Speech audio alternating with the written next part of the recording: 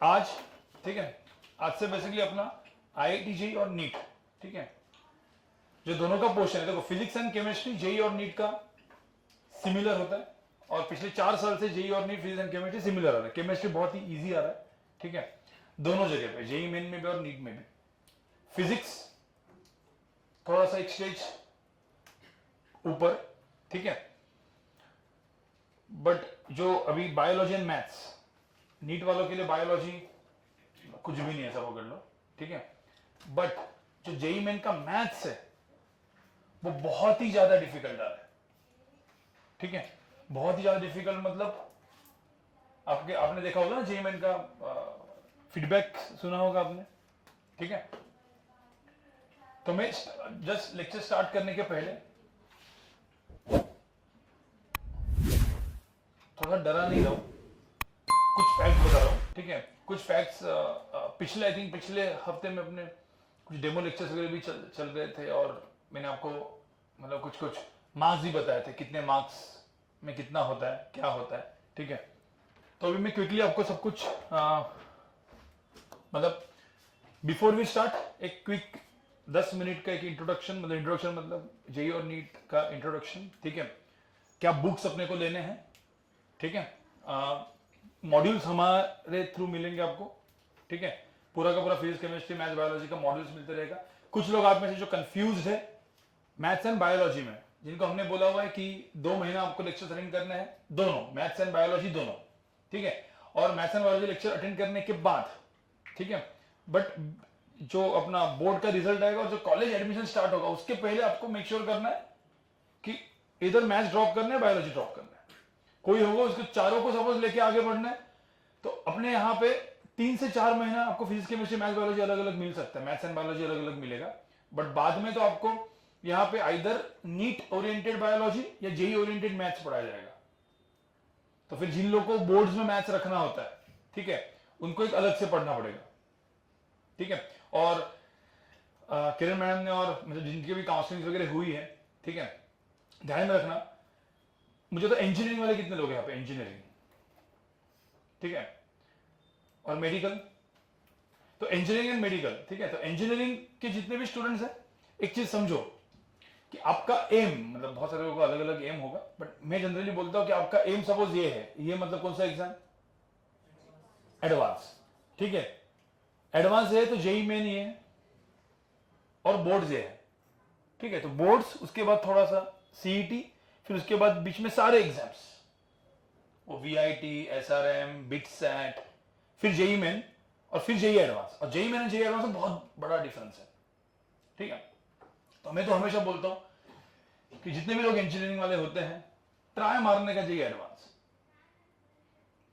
क्योंकि पहले आपने बोल दिया कि जेई एडवांस नहीं होगा तो भाई कभी नहीं होगा। अब और इतना सब समझो कि 10th में किसी को भी पता नहीं होता कि वो आईआईटीएन एनआईटी ने बिट्सियन बनने वाला है या वो केईएम जेजे नायर में जाने वाला है, किसी को नहीं पता होता। 10th में सब क्वेश्चन मार्क में होते हैं, 10th में लोग आते हैं, मतलब उसका बेस्ट एग्जांपल मैं हमेशा देता हूं आयुष पाटिल का, जो मैंने किसी को बताया था शायद नहीं, अभी मैं थोड़ा सा बताता हूं पहले सबके क्विक कट ऑफ्स, ठीक है। जेई मेन, मुझे तो जेई मेन जो है कितने मार्क्स की एग्जाम होती है, हाँ 300 मार्क्स की एग्जाम होती है जेई मेन। कितने लाख स्टूडेंट्स देते हो, 12 to 15 लाख स्टूडेंट्स एग्जाम देते हैं, physics chemistry maths 100 100 100, 12 to 15 lakh देते हैं। फिर जेई एडवांस कितने लोग देते हैं, 2.5 लाख। अब मुझे बताओ ये 12 लाख से 15 लाख से 2.5 लाख में आपको आना है, ठीक है, तो जेई एडवांस दे पाओगे। और ये आईआईटी के लिए JEE Main exam NITs and triple ITs के लिए, एनआईटी अराउंड 31 एनआईटीज है, ट्रिपल आईटीज भी 23 प्लस है, मतलब 50 कॉलेज है, नेशनल लेवल कॉलेज, इसके अंदर एडमिशन मिलता है जेई मेन के थ्रू, जेई एडवांस के थ्रू आपको पता है, ठीक है, आईआईटी के अंदर एडमिशन मिलता है। बट ये लाने के लिए कितने मार्क्स लाने पड़ते हैं, सपोज आपको इन 2.5 लाख में आना है तो अराउंड 80 to 90 मार्क्स, राइट, आपको आउट ऑफ 300 80 to 90 मार्क्स आते हैं तो आप इसमें हो। आप 80 to 90 मार्क्स मतलब कितने परसेंट हो गए, रफली अराउंड 28-20-30%। तो इसीलिए जेई एंड नीट और इसमें ना परसेंटेज नहीं बोलते, परसेंटाइल बोलते हैं। व्हाट इज परसेंटाइल, कि इतने परसेंट लोग आपके पीछे है, ठीक है। बट 80-90 मार्क्स आप क्वालिफाई हो जाएंगे जेईई एडवांस, बट क्या आपको एनआईटीज मिलेंगे, ट्रिपल आईटीज मिलेंगे? एनआईटीज एंड ट्रिपल आईटीज के अंदर एडमिशन आपको सपोज चाहिए तो आपको कितने परसेंटाइल होने चाहिए? आपको एक अराउंड 96 परसेंटाइल प्लस, 96 परसेंटाइल मतलब इसका मतलब होता है 96% लोग आपके पीछे, मतलब आप 4% में होनी चाहिए। 96 परसेंटाइल पे आपको एडमिशन मिलना चालू होता है एनआईटीज एंड ट्रिपल आईटीज में। अब 96 परसेंटाइल मतलब कितने मार्क्स, जिस बता के रख रहा हूं आपको, मतलब एक आइडिया आ जाए। 96 परसेंटाइल मतलब आउट ऑफ 300 आपको एक अराउंड 120 to 140 मार्क्स, वो डिपेंड करता है easy shift and difficult shift के ऊपर। तो 300 में से 140 मार्क्स सपोज आपको आते हैं, मतलब 50% ना, 40 to 50% आपको एडमिशन मिलना चालू होता है। जिनको 99% आते हैं, सॉरी 98 परसेंटाइल प्लस, जितने भी लोग को ये परसेंटाइल आता है ना 98 परसेंटाइल प्लस, उनका आईआईटी में भी सिलेक्शन होता है। मतलब पहले 2% में ना, और वही 2% आईआईटी में भी बैठने वाले और वही आईआईटीएंस बनने वाले हैं। तो फिर आपके पास ऑप्शन रहता है कि इधर आपको आईआईटी में अंदर एडमिशन लेना है या एनआईटी। बट आईआईटी में एडमिशन लेने जेईई एडवांस तो कंपलसरी है। बट ध्यान रखना इनको 98 परसेंटाइल प्लस आता है ना, वो जेईई एडवांस भी क्वालिफाई करके आईआईटी मिल जाता है उसको। फिर आप लोग ब्रांच सिलेक्ट करते हो कि भाई मुझे कंप्यूटर साइंस चाहिए, इलेक्ट्रिकल चाहिए, चलो मुझे आईआईटी बॉम्बे में नहीं मिला इलेक्ट्रिकल या मैकेनिकल, बट मुझे सपोज सबसे टॉप जो एनआईटी त्रिची में मिला कंप्यूटर साइंस, तो मैं उधर चला जाऊंगा। समझ रहे? ये मैं आपको जस्ट बता रहा हूं कि डे 1 में आपको पता होना चाहिए कि कहां पे आपको पहुंचना है, ठीक है। 98 परसेंटाइल मतलब कितने marks out of 300? Around 170 plus, 160 170 plus. और सही तरीके से पढ़ोगे ना तो आराम से मिल जाता है। सही तरीके से पढ़ोगे तो जैसे अपने यहां पे 11th स्टैंडर्ड से 12th स्टैंडर्ड में फुल लेंथ टेस्ट होती है, जो पता है हर 3 महीने के बाद होगी। उसका रिजल्ट लगा है ओवरऑल मास्टर क्लास का। मास्टर क्लास सिर्फ विले पार्ले ब्रांच नहीं, मास्टर क्लास पूरा वेस्टर्न लाइन। तो आपके बैच में अराउंड 600-700 स्टूडेंट्स देंगे एग्जाम, मतलब 11 में अपने 600-700 स्टूडेंट्स होंगे complete master class western line में। तो वो सारे के सारे उनकी रैंक लिस्ट निकलती है, और वो जो रैंक लिस्ट होती है ना, वो तीसरी रैंक हम लोग लगाते हैं वहां पे। तो आपको मेक श्योर करना है कि आप उस 30 में आओ। ऐसा नहीं कि 40-50 वाला नहीं सिलेक्ट होता, वो होता है बट वो मोटिवेशन के लिए, ठीक है। तो इतना परसेंटेज में इतने मार्क्स चाहिए जेईई मेन में। आईआईटी के लिए कितने मार्क्स चाहिए? 360 मार्क्स की आईआईटी की एग्जाम होती है, हर साल चेंज होती है। आईआईटी के अंदर आपको एडमिशन चाहिए तो अराउंड 100 प्लस 100 मार्क आ गए, 360 में 100 मार्क आ गए, आपका काम हो गया। जिसमें सबसे डिफिकल्ट आईआईटी में क्या है? मैथ्स। डरा नहीं रहा हूं, बस सिर्फ लिख रहा हूं यहां पे। पता है 120 मैंने शायद बताया था ये चीज, ठीक है। जिनको पता है उनका, नहीं पता उनको बता। 120 में पिछले 3 साल से 2022, 23, 24 में मैथ्स का कट ऑफ कितना रहा है? 7 से 8 मार्क्स, बस 7 to 8 मार्क्स। इतना मैथ्स डिफिकल्ट आ रहा है आउट ऑफ 120। और मैं जिस स्टूडेंट का नाम लिया, मैंने बोला ना 10th में किसी को पता नहीं होता कि वो आईआईटीएन बनने वाला है। उसका सबसे बेस्ट एग्जांपल आयुष पाटिल, जो हमारे 2020-21 बैच का था। मैं आपको बता रहा हूं, उस बंदे ने, और वो हम तो ऑनलाइन लेक्चर दे रहे थे उनके लिए, ठीक है। और उस बंदे का वो स्टेट बोर्ड में भी कम परसेंटेज थे उसके। ऐसा भी नहीं कि 90, 95, 98 था, 80 to 87 के बीच में कहीं तो परसेंटेज थे, आया था। बस उसको मैथ्स अच्छा लगता था। बट अब 10th का स्टेट बोर्ड का मैथ्स और जेईई का मैथ्स में फर्क समझ लो ना। 1 साल के अंदर हमको पता नहीं था, हम लोग पढ़ाते थे, हमको पता था हाँ ये अच्छा आंसर वगैरह देता है फटाफट, इतना था। 1 साल के बाद ना, जब कोविड चालू हुआ ना, तो ये सारे दोस्त एक दूसरे के साथ ऐसा पढ़ना चालू किया उन्होंने। और जैसे वो पढ़ना चालू किया ना, उसका ईगो हर्ट हो गया, क्योंकि एक उसका दूसरा एक दोस्त था जो स्कूल का, उससे अच्छा कर रहा था, तो इसके ईगो हर्ट। बोला भाई मेरे से अच्छा कैसे कर रहा है, ये छुप छुप के पढ़ रहा है। छुप छुप के पढ़ते ना कुछ लोग, मतलब पढ़ेंगे घर में वो बताएंगे नहीं, तो वैसा वाला था वो। और उसके दिल पे लग गया। उसके बाद से हमारे साथ अचानक से उसका कनेक्शन बढ़ गया। और आप बिलीव नहीं करोगे, उस बंदे को 2021 एग्जैक्टली ईयर अभी मुझे आने, उसके जेईई मेन में मैथ्स में 100% आया जेईई मेन में, और 100% मतलब आउट ऑफ मार्क्स भी आए थे। और जेईई एडवांस में आपको पता है, जेईई एडवांस में आउट ऑफ 120 मैथ्स में जिसको 70 प्लस आता है ना, भाई वो वैसे भी एक्स्ट्राऑर्डिनरी रहता है, और उसको 86 to 88 कुछ मार्क्स आया था, और उसका एक्चुअली मैथ्स में रैंक होगा टॉप 10 पूरे इंडिया में। कौन सा ऐसा स्टूडेंट जिसको पता भी नहीं था कि भाई आईआईटी करने वाला है कि नहीं, होने वाला है कि नहीं, मतलब उसने तो जिंदगी में सोचा भी नहीं होगा 10th में। और कुछ लोग होते हैं ना जो 9th 10th में सोचते हैं फाउंडेशन वगैरह करके, अरे मेरे तो आईआईटी नहीं बनना है, उसको तो पता भी नहीं था। एक साल के बाद जब पढ़ना चालू किया, 11 खत्म होने के बाद पढ़ना चालू किया उसने अच्छे से, मतलब आपको अभी से नहीं दोबारा से 11 के बाद पढ़ना है ना, आपको तो अभी पढ़ना है, ठीक है। बट मैं आपको जस्ट बता रहा हूं कि हर एक चीज पॉसिबल है, तो इसीलिए जो भी इंजीनियरिंग वाले लोग हैं थोड़ा सा हायर एम रखो, आराम से पॉसिबल है, क्योंकि आप आपको अभी तक नहीं जानते, ठीक है। ऐसा हो सकता है कि बहुत अच्छी चीज आपके साथ हो सकती है। नीट, इनको बेचारे बोल देता हूं मैं, इनके पास कोई ऑप्शन नहीं है। नीट वालों को भाई फिजिक्स केमिस्ट्री बायोलॉजी पढ़ना है, और नीट का स्कोर 720 में से 600 प्लस आना चाहिए। पिछले साल का कोर्स जो स्कोर है उसको भूल जाओ, क्योंकि वो उसमें बहुत ही इजी पेपर और वो सब लफड़े हुए थे, उसने 650 वगैरह बता रहा है, बट 600 प्लस। और इसमें कैसा होता है ना, इसमें 600 प्लस क्यों जाता है, क्योंकि बायोलॉजी में लोग आउट ऑफ लाते हैं, 360 में 360 लाते हैं, और आपने भी सही तरीके से पढ़ा ना, आपको आराम से 360 आउट ऑफ 360 आ सकते हैं, क्योंकि उसमें कुछ दिमाग ज्यादा लगाना नहीं है। बायोलॉजी के टीचर के सामने नहीं बोल सकता मैं, बट मैं आपको बता रहा हूं कि 360 आउट ऑफ 360 आराम से हो सकता है बायोलॉजी में। केमिस्ट्री में भी आउट ऑफ 180, क्योंकि वो पूरा का पूरा एनसीईआरटी बेस्ड है, केमिस्ट्री एंड बायोलॉजी। हालत कौन खराब करेगा? तो नीट वाले लोग गाली किसको देंगे? हमको, क्योंकि फिजिक्स तो हम पढ़ाने वाले हैं, ठीक है। तो आप समझो कि फिजिक्स आपको अच्छा सपोज करना है तो आपका मैथ्स अच्छा करना पड़ेगा, ठीक है। तो अभी का लेक्चर हम स्टार्ट करते हैं। अभी हम लोग सबसे पहले चीज क्या करेंगे, आगे के 2 महीने जो ये 12-15 लोग जेई दे रहे हैं, 30 लाख लोग नीट दे रहे हैं, आपके टाइम में 30 लाख लोग देंगे, ठीक है, नीट। हाँ, वो छोड़ दो ना अभी, नहीं तो बोलेगा यार नीट नहीं करना है, ठीक है। तो इतना समझो, 30 लाख लोग और ये 10 से 15 लाख लोग, मतलब सपोज 45 लाख स्टूडेंट जब आपके साथ अपेयर करने वाले, वो ये वाले लोग हैं जिन्होंने कॉमर्स आर्ट्स नहीं लिया है, मतलब साइंस के पढ़ने वाले लोग हैं। चलो मैं बोलता हूं 45 लाख में 20-25 लाख तो टाइम पास कर रहे होंगे, तो 20 लाख तो पढ़ने वाले होंगे ही ना।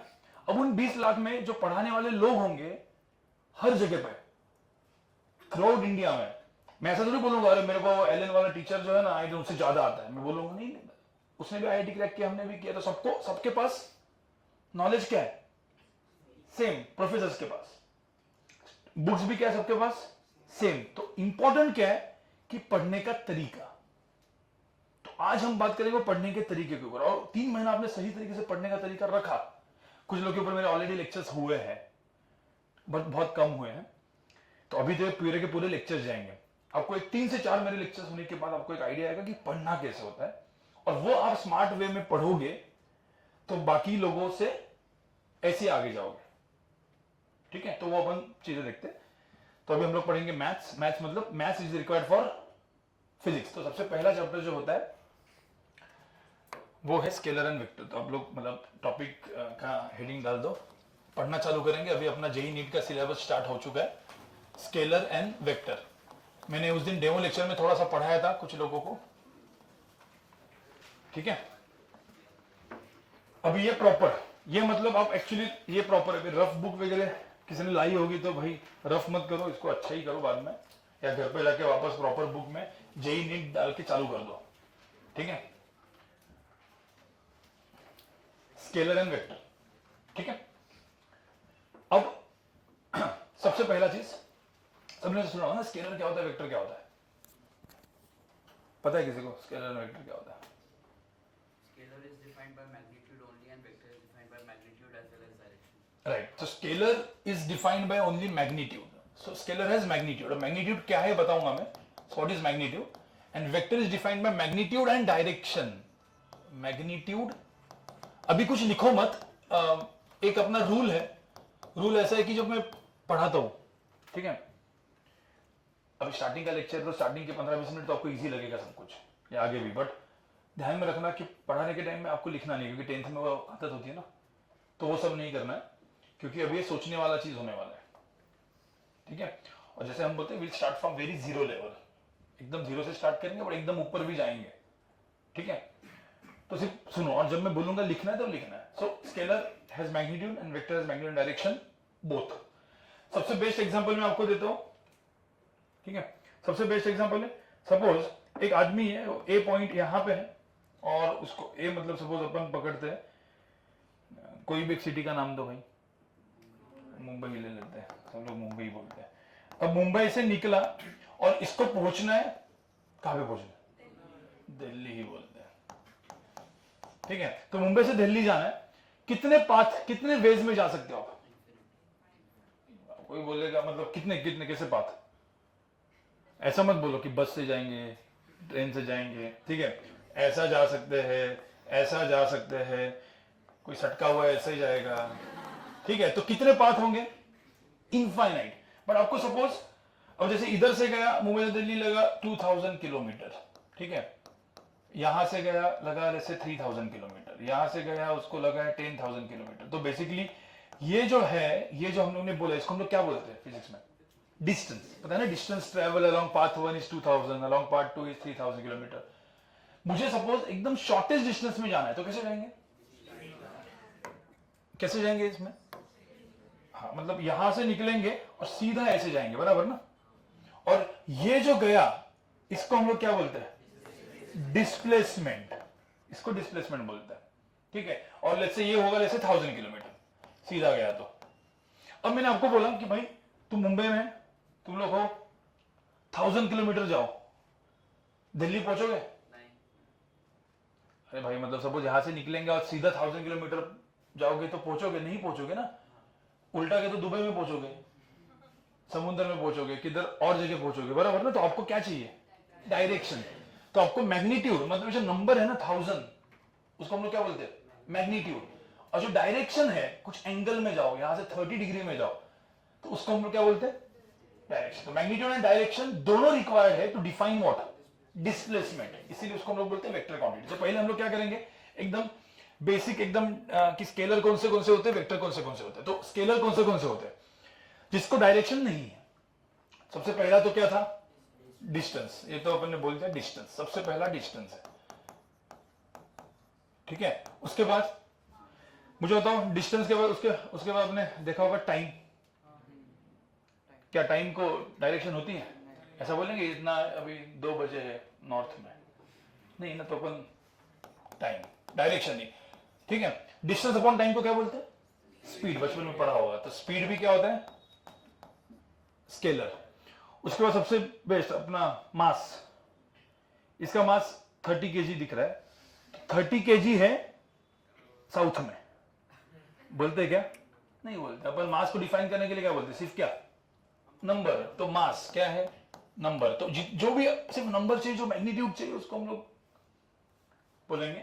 अब कुछ और क्वांटिटीज है जो हम लोग बाद में पढ़ने वाले, वो भी स्केलर है। क्यू, वो बाद में देखेंगे। वर्क, एनर्जी, पावर, ये सब कुछ भी स्केलर है, लेकिन क्यू बाद में, ठीक है।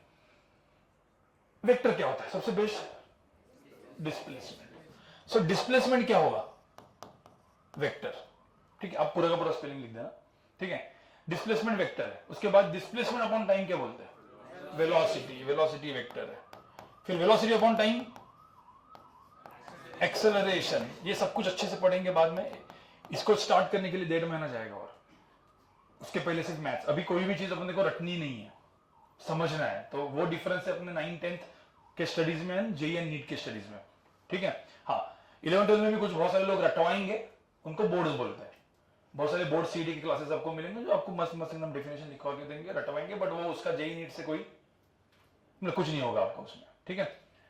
तो डिस्प्लेसमेंट, वेलोसिटी, एक्सेलरेशन, उसके बाद फोर्स, मास इनटू एक्सेलरेशन ना, फोर्स। उसके बाद आपको पता है, मतलब आईसीसी वाले तो पढ़ा होगा, वो दरवाजा खुलता है, उसको क्या बोलते हैं? मोमेंट ऑफ फोर्स, मतलब टॉर्क। टॉर्क, ठीक है। एक वर्ड आएगा बाद में, कोई दिक्कत नहीं इसमें, मतलब ये सारे वर्ड्स अपन बाद में देखेंगे। फिर मोमेंटम क्या होता है? मास इनटू वेलोसिटी, ठीक है। तो ये सारे के सारे वेक्टर्स है, ठीक है। अब कोई बोलेगा सर मतलब जैसे इनको डिस्टेंस को, जैसे डिस्टेंस को अपन ने एस लिखा, टाइम को टी, स्पीड को वी, मास को एम, ये अलग अलग सपोज अपन डायरेक्टली ऐसा लिखते हैं, राइट, सिंबल्स है। इसका सिंबल क्या है? अब डिस्टेंस को एस तो डिस्प्लेसमेंट को भी ऐसे ही बोलेंगे नहीं, उसके साथ ऊपर एक क्या होता है? एरो, ये सिंबल है उसका, वेक्टर। तो एस और एरो दिख गया ना तो उसको बोलने का वेक्टर है। फिर वेलोसिटी क्या होगा? Velocity vector, acceleration vector, force ऐसे एरो कर देने का, टॉर्क। अब किसी ने बोला था उल्टा एरो, कोई लोग होते हैं ना, उल्टा क्यों नहीं हो सकता? उल्टा हो सकता है क्या? हाँ, तो ये नहीं होता कभी भी। आपको एरो ऐसे ही रखना है। कोई बोला कुछ एंगल में रखना है, एंगल में भी नहीं रख सकते, वो डिफाइंड है। मोमेंटम को पी बोलते, एरो ऐसे ही होना चाहिए। कोई बोलेगा सर ये सब क्वांटिटीज दिखते कैसे? मतलब ये एरोस जो भी है डिस्प्ले, मतलब ये जो वेक्टर क्वांटिटी होती है वो दिखती कैसी? तो वेक्टर दिखता है ऐसे।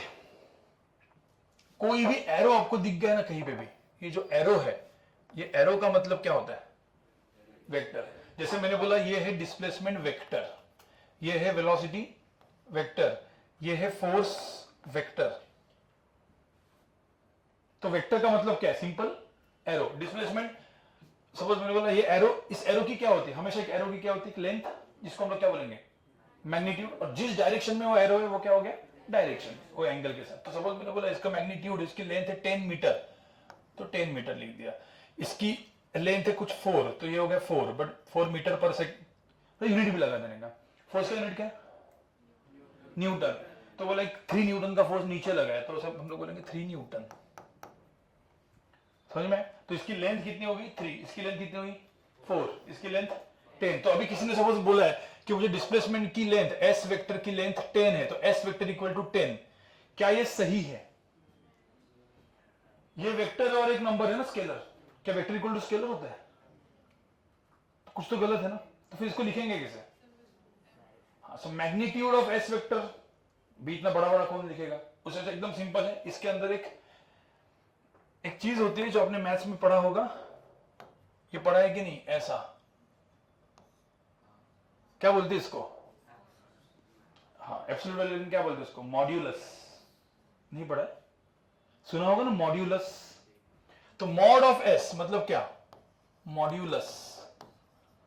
Modulus of S vector is equal to कितना? 10। इसको हम लोग शॉर्ट फॉर्म में बोलेंगे मॉड ऑफ एस इज 10। इसमें क्या बोलेंगे? इसको क्या बोलेंगे? मॉड ऑफ क्या?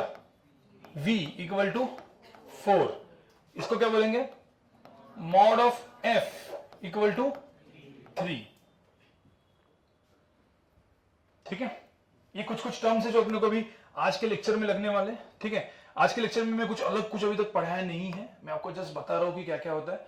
जैसे इसको, ये जो होता है, इसको हम लोग बोलते हैं टेल ऑफ द वेक्टर। क्या बोलेंगे? Tail, T. और इसको हम बोलेंगे head of the vector, H. तो ये क्या हो गया? टेल, और ये क्या हो गया? हेड। ये भी क्या हो गया? टेल, और ये हो गया हेड। समझ में आया? मैंने एक छोटा सा थ्योरी बताया, देखो दिमाग वाला काम और 10 मिनट के बाद आने वाला है। ये पहले आज जो अपन पूरा का पूरा फिजिक्स का सबसे इंपॉर्टेंट टॉपिक स्केलर वेक्टर, जिसको स्केलर वेक्टर समझ में आता है उसको पूरा फिजिक्स समझ में आता है। बट बहुत सारे लोग क्या करते हैं? स्केलर वेक्टर को छोड़ देते हैं, फटाफट कर लेते हैं और फिजिक्स पढ़ने जाते हैं और 4 महीने के बाद डूब के आते हैं। क्यों? क्योंकि उसको मैथ्स ही नहीं पता फिजिक्स का। आप मैथमेटिकली आप सोच नहीं सकते फिजिक्स में, तो आप फिजिक्स नहीं पढ़ पाओगे।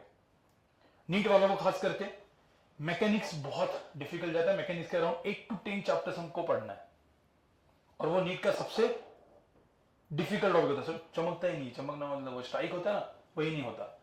जेई में तो पढ़ना ही है। ठीक है?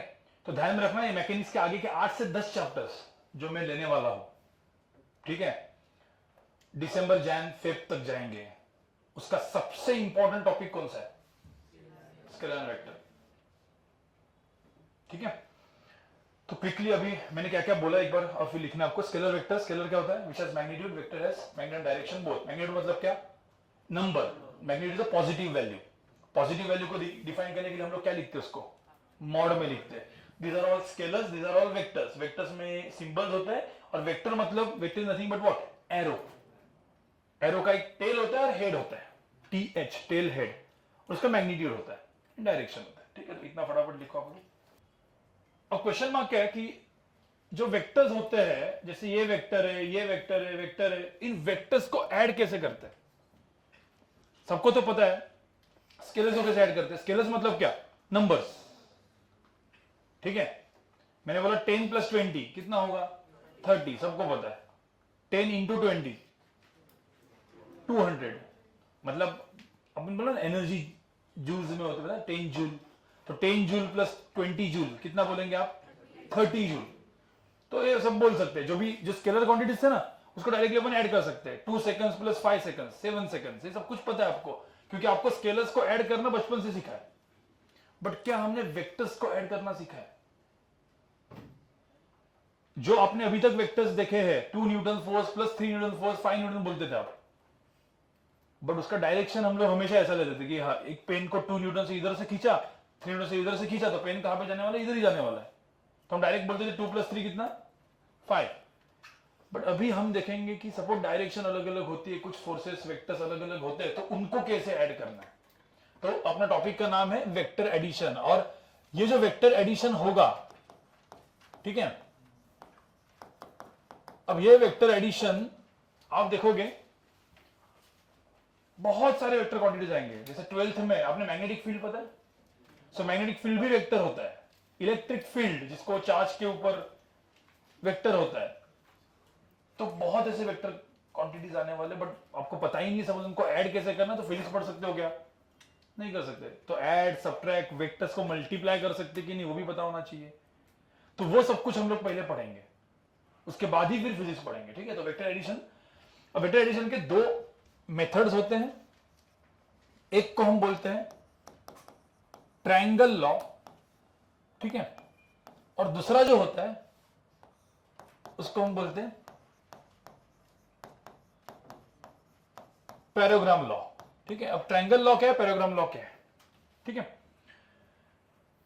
और सवाल सुनो, पहले कुछ लिखे होगे नहीं, क्योंकि ये समझना बहुत जरूरी है कि ट्रायंगल लॉ क्या होता है, पैराग्राम लॉ क्या होता है। ठीक है, अभी जो हम लोगों ने पढ़ा, ठीक है, हमने क्या पढ़ा कि भाई सपोज मेरा ये ए वेक्टर है, ठीक है, मैं यहां पे ड्रॉ करता हूं, मेरा एक ए वेक्टर है।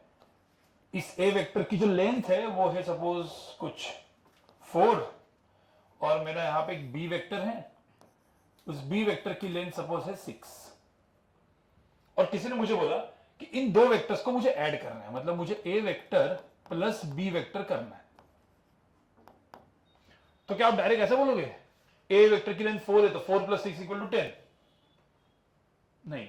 अब ये 2 वेक्टर को ऐड करके तीसरा भी क्या मिलने वाला है? अरे वेक्टर ही मिलेगा ना, स्केलर मिलेगा क्या? 2 वेक्टर को ऐड करके स्केलर से भी मिलने वाला है। तो 2 वेक्टर को ऐड करके क्या मिलेगा? वेक्टर, मतलब एरो ही मिलेगा। अब उस एरो को अपन नाम देते हैं एक A vector B vector gives me result ना, तो उस वेक्टर को हम बोलते हैं रिजल्टेंट वेक्टर, मतलब आर वेक्टर। तो क्या आर वेक्टर की लेंथ 10 होगी? तो कैसे होगी, क्या करना है? तो इसलिए हम लोग क्या यूज करते हैं? Triangle law. अब एक चीज समझो, ठीक है, इसको हम क्या बोलते थे? इसको टेल, इसको हेड, ये भी टेल और ये हेड। ठीक है, ऐसा था। तो मैंने अभी क्या करने का, एकदम सिंपल, मुझे होता है एक वेक्टर है ऐसे, इस वेक्टर को उठा के मैं यहां पे लेके आया पैरेलली। क्या वेक्टर चेंज हुआ? क्यों नहीं हुआ? क्योंकि मैग्नीट्यूड भी वही रहा, डायरेक्शन भी वही। हाँ, किसी ने इस वेक्टर को ऐसा घुमाया लेके आया तो चेंज हुआ। तो घुमाना नहीं है, जैसे उसको पैरेलली वैसे ही शिफ्ट करना है। तो मैं पहले पैरेलली ऐसे शिफ्ट करूंगा, जैसे मैंने इस ए वेक्टर को उठाया और ऐसे करके यहां पे ड्रॉ कर दिया, तो vector remains the same, change नहीं होगा। बी वेक्टर को उठाया और ऐसे करके रख दिया, बट कहां पे रखूंगा मैं? देखो इधर भी रख सकता हूं, कोई बोलेगा सर इस बी वेक्टर को इधर भी रख सकता हूं, कोई बोला सर इधर भी रख सकता हूं, इधर भी रख सकता हूं। देखो मैं कैसे रखने वाला हूं, मैं रखने वाला हूं यहां पे, मैं एक यहां पे चीज बता रहा हूं, ठीक है, और ये बहुत इंपॉर्टेंट है, इसको मैं बोलूंगा टेल हेड। टेल हेड मतलब ये इसका सपोज टेल है, ये इसका हेड है, तो बी वेक्टर का टेल और हेड कैसे रखेंगे? मैंने बोला टेल हेड मतलब बी वेक्टर को पैरेलली घुमा के कहां पे रखूंगा मैं? इधर। ठीक है, तो मैं सपोज मैंने इधर रखा बी वेक्टर को, ठीक है, तो ये हो गया मेरा बी वेक्टर जिसकी लेंथ कितनी है 6। और अभी इसको आप देखोगे तो ये क्या हो गया, टेल हेड टेल हेड। अब मैं क्या करूंगा, मुझे इसको ट्रायंगल बनाना है क्योंकि ट्रायंगल लॉ है ना, तो कैसे ट्रायंगल कैसे बनाऊंगा मैं, हाँ, ये इधर से इधर को क्या करूंगा मैं ज्वाइन, तो मैं इधर से ज्वाइन कर दिया और ये जो एरो बना, देखो टेल से हेड के तरफ जो एरो बना इसी को हम क्या बोलेंगे, अब इसकी लेंथ 4 है, इसकी लेंथ 6 है, तो इसकी लेंथ क्या 10 थोड़ी होगी, निकालनी पड़ेगी ना ज्योमेट्री से, ठीक है। अब ये तो a प्लस बी हो गया, कोई बोलेगा सर b प्लस ए हो सकता है क्या, मतलब मैं a प्लस बी लिखूं तो क्या मैं b प्लस ए भी लिख सकता हूं, हाँ तो b प्लस ए भी क्या ही होगा, सेम ही होगा r, बट इसमें पहले a आया बाद में b आया, अभी इधर क्या पहले आ रहा है b बाद में a, तो मैं चलो पहले b को उठाता हूं, तो b को उठाया, ठीक है, ऐसे करके b को उठाता हूं, उठाया ऐसे, तो ये हो गया मेरा बी वेक्टर, लेंथ कितनी है 6। फिर किसको उठाया ए को, अब कैसे रखूंगा मैं वापस, टेल हेड इधर रखूंगा तो वापस यही बन जाएगा, तो किधर रखना पड़ेगा इधर, तो क्या बन जाएगा टेल हेड, तो मैं ए को उठाऊंगा ऐसे रखूंगा, तो ये ए वेक्टर इसकी लेंथ कितनी हुई 4, और रिजल्टेंट कहां से कहां पे, इधर से इधर। अब आप देखोगे ना ये रिजल्टेंट और रिजल्टेंट दोनों सेम दिख रहे हैं ना, सेम ही होनी चाहिए क्योंकि a प्लस बी करो या फिर b प्लस ए करो, चीजें क्या होगी सेम। अब ये ट्रायंगल लॉ हो गया, अब कोई एक लॉजिक लगाया होगा, इसको पैराग्राम बनाना है, कैसे करेंगे, इन दोनों को क्या कर देंगे, तो फिर ये दोनों को ज्वाइन करके वही मतलब ट्रायंगल से ही पैराग्राम बनाना, तो बेस तो यही है, तो पैराग्राम फिर पढ़ते क्यों है, मतलब ट्रायंगल से पैराग्राम लॉ बनाना है तो पैराग्राम लॉ पढ़ा क्यों, ये बस ये हटा दो ना, सिर्फ ट्रायंगल से काम हो रहा है अपना, मेरे को रिजल्टेंट चाहिए ना, एक ट्रायंगल बना दिया रिजल्टेंट आ गया ना, हाँ वही वापस ए ए बी बी, नहीं वही है ए और ए बी बी और बी, तो दो बार बी दो बार ए ड्रॉ क्यों करूंगा मैं, टाइम क्यों वेस्ट करूं अपना, तो क्यों पढ़ते फिर पैराग्राम लॉ। और उसका एक बहुत बड़ा रीजन है, बहुत सारे लोग बताते नहीं है, बट ध्यान में रखना है, फिजिक्स में बहुत काम में आता है, ठीक है। इसका रीजन मैं यहां पे लिखता हूं, अब तो दिन कुछ कहीं पे लाइट वगैरह आपको आ रहा होगा ना कहीं पे, या समझो को सब कुछ दिख रहा है पूरा बोर्ड में, थोड़ा सा कहीं तो लाइट वगैरह आता होगा ना, रिफ्लेक्शन, ठीक है, वो आगे पीछे कर लेना थोड़ा सा, ठीक है, क्योंकि ये लाइट एक्चुअली लाइव लेक्चर्स भी यहां से जाते हैं इसीलिए, ठीक है। समझ देखो पैराग्राम लॉ क्यों पढ़ते हैं, फिजिक्स में जब हम लोग अभी पढ़ने वाले, फिजिक्स में जब हम force, Newton laws of motion ये चैप्टर आएगा, काइनेमेटिक्स पता है ना, वन डायमेंशन मोशन वगैरह पढ़ा होगा आपने, वो सब चैप्टर्स आएंगे, तो सबसे पहले जैसे मैं फिजिक्स में बोलूँ ये बॉटल है, इस बॉटल को किसी ने यहां से खींचा तो बॉटल कहां पे जाने वाली, किसी ने ऊपर खींचा तो बॉटल कहां पे जाएगी, किसी ने इधर से खींचा तो इधर जाएगी, बट अभी मुझे बताओ सारे फोर्सेस एक साथ है, मतलब मैं यहां पे एक यहां पे डायग्राम बना रहा हूं, यहां पे देखो, मतलब ये बॉटल थी, इस बॉटल को किसी ने इधर खींचा तो बॉटल इधर गई, जैसे मैंने उसको बोला फोर्स F1 वेक्टर, अब इस बॉटल को किसी ने इधर खींचा तो बॉटल कहां पे गई ऊपर, अब दोनों ने एक साथ खींचा, इसने भी खींचा इसने भी खींचा, तो बॉटल कहां पे जाएगी, ऐसा मत बोल टूटेगी, नहीं बॉटल कहां पे जाएगी, बीच में कहीं तो जाएगी, वो बीच में कहीं तो जाएगी ना, उसको हम लोग बोलते हैं रिजल्टेंट फोर्स। यही अपन अभी देख रहे हैं कि रिजल्टेंट वेक्टर कैसे ड्रॉ करना है, तो अब यहां पे ध्यान में रखना, यहां पे दोनों जो फोर्सेस है, दोनों जो वेक्टर्स मैंने ड्रॉ किए उनका क्या सेम है, टेल सेम है, और जब वेक्टर्स का टेल सेम होता है तो उन वेक्टर्स को हम बोलते हैं कॉनकरेंट वेक्टर्स, क्या बोलते हैं कॉनकरेंट वेक्टर्स, ये इंपॉर्टेंट चीज है। तो पैराग्राम मतलब अभी आप देखो यहाँ पे पैराग्राम का मतलब ये होता है कॉनकरेंट वेक्टर, जैसे यहाँ पे टेल है, यहाँ पे क्या है कॉनकरेंट, तो यहाँ पे दोनों ऐसे कॉनकरेंट है। अब एक सिंपल, मैंने बोला एक तो बॉटल बीच में मतलब रिजल्टेंट पे जाएगी, रिजल्टेंट फोर्स मुझे निकालना है, रिजल्टेंट निकालने का तरीका क्या था, कौन सा लॉ था, ट्रायंगल लॉ था ना, टेल हेड, तो मुझे मैं F2 को कहां पे शिफ्ट करना पड़ेगा, F2 को कहां पे शिफ्ट करेंगे, हाँ मतलब यहां पे ऐसे करेंगे ना ऐसे, तो यहां पे क्या हो गया टेल हेड, फिर रिजल्ट में कैसे ड्रॉ करेंगे अपन, यहां से यहां पे ये चीज क्या हो जाएगी रिजल्ट, मतलब यहाँ पे क्या बना, ट्रायंगल। अब कोई बोलेगा सर F2 को आप यहाँ पे करोगे, F1 भी तो कर सकते हो, तो मैंने F1 को ऊपर किया तो यहाँ पे क्या बन जाएगा F2 प्लस F1, और ये पूरा का पूरा डायग्राम क्या बना, पैराग्राम। समझ में आना। तो पैराग्राम लॉ क्यों पढ़ते हैं, तो सबसे पहले फिजिक्स में जाके आगे 1-1.5-2 महीने के बाद एफबीडी करके टर्म आएगा। एफबीडी मतलब मैं ऐसा बोलूंगा कि इस बॉटल के ऊपर कितने फोर्सेस लगे हैं, सारे फोर्सेस को ड्रॉ करो। तो आप क्या करोगे, बॉटल को ड्रॉ करोगे और फिर पूरे के पूरे सारे फोर्सेस को ड्रॉ करेगा, और जो डायग्राम आएगा ना, जो फोर्सेस का डायग्राम, उसको हम बोलते हैं फ्री बॉडी डायग्राम, एफबीडी। तो ये वर्ड अभी यूज दिमाग में रखो, बाद में आएगा एफबीडी। तो एफबीडी बनाने के लिए जो सारे फोर्सेस है उनका क्या सेम किया अपन ने, टेल, और उसको क्या बोलते हैं, कौन से वेक्टर्स, कॉनकरेंट वेक्टर्स। तो और जो कॉनकरेंट वेक्टर जो रिप्रेजेंटेशन है उसी को हम बोलते हैं पैराग्राम लॉ। तो अब मुझे बताओ, यहाँ पे वेक्टर ए और वेक्टर बी है, तो पहले मुझे इसका कॉनकरेंट ड्रॉ करना है। कैसे करूंगा मैं, दोनों के टेल, मतलब पहले इसको ए और बी को उठाऊंगा, पैरेलली उठाऊंगा। चलो तो पहले पैरेलली उठाते हैं। तो ए को पहले उठाया, इधर रख दिया 4, फिर किसको उठाया, बी को उठाया, इधर रख दिया। अब इसके बाद क्या किया, दोनों का टेल क्या कर दिया, सेम। इसी को हम कौन सा बोलते हैं, क्या बोलते हैं, कॉनकरेंट। अब मुझे रिजल्टेंट को ड्रॉ करना है, तो दो तरीके अपने पास, क्या करेंगे, बी को शिफ्ट करेंगे या फिर ए को। अब बी को शिफ्ट करेंगे, कोई बोलेगा सर बी को शिफ्ट कर दे, तो बी को मैंने शिफ्ट किया ऐसे।